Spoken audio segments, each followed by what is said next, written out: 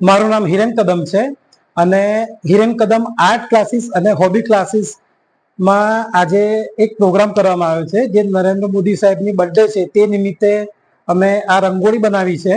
અને મારા જે